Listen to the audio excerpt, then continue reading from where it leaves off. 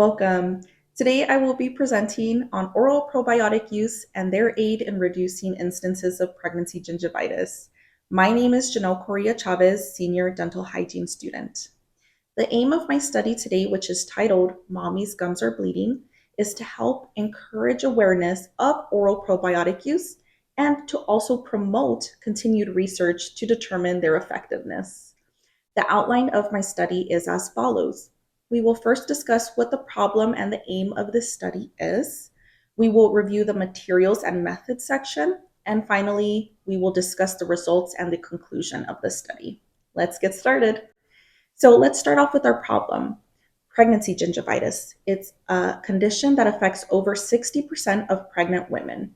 This is a highly preventable condition that can avoid adverse pregnancy outcomes like low birth weight and preterm birth.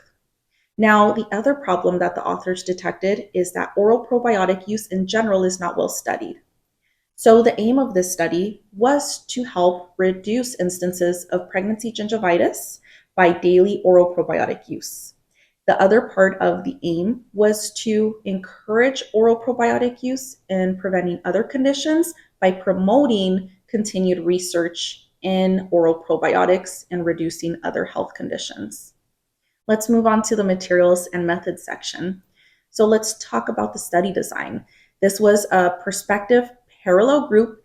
It was a double-blind, placebo-controlled, randomized clinical trial.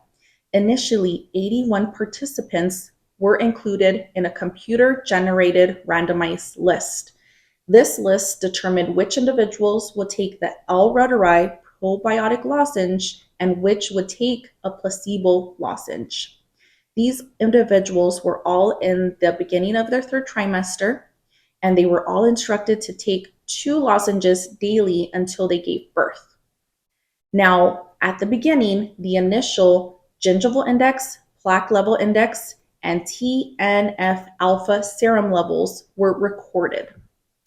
In the next section, we could discuss the study population. So first of all, these individuals had to be aged 21 years or older.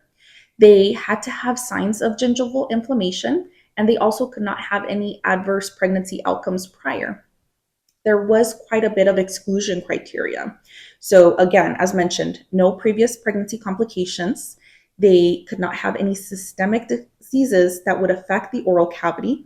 They had to not have any periodontal pockets over 5 millimeters. In addition, they could not be on any type of antibiotic therapy within the last 6 months, no antibacterial rinses, and they could not be taking any anti-inflammatory drugs. They could not have an allergy to any of the ingredients in the lozenge, and most importantly, they have to be able to understand and follow the directions of the study.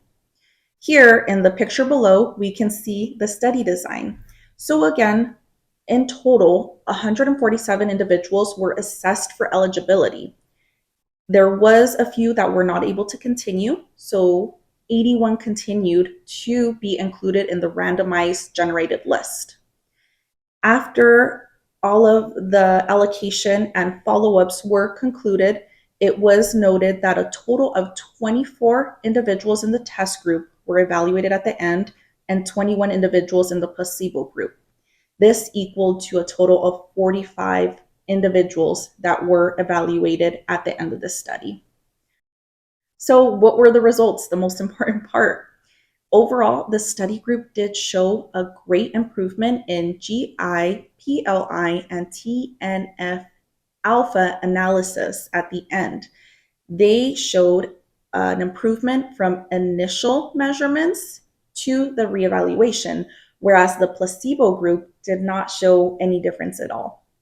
Now, what were some of the limitations of this study? In the end, 45 women were evaluated, so that ends up being a small study group.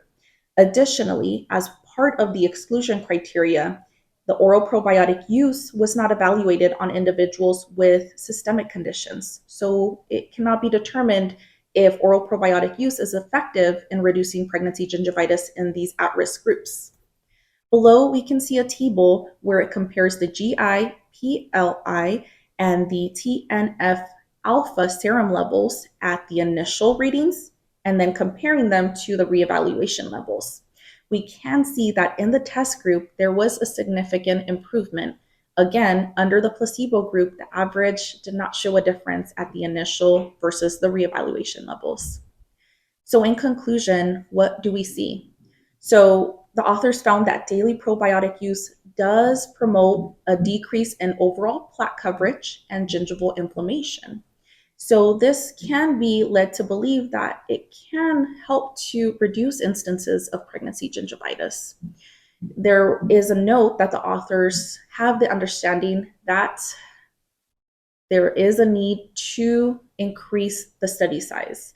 In addition to the note that I made, where individuals that have at risk conditions should be evaluated to determine the effectiveness of oral probiotics in preventing pregnancy gingivitis. In my opinion, the study shows great results. I think that it's very promising and it's very important to continue the research on this topic. And maybe in the future, mommy's gums won't be bleeding anymore. Thank you again for your time, and I wish you the best.